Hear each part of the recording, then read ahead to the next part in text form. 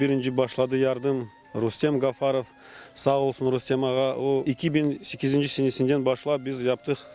Başladı tamir etmeye, minaret bize kurdu. Biz şimdi kendimiz уже yavaş yavaş tırışırız.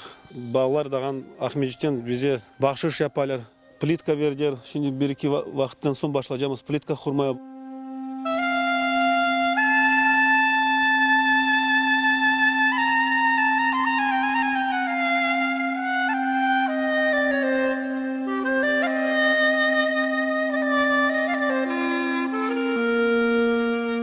Sağ olsun bu yaşlar.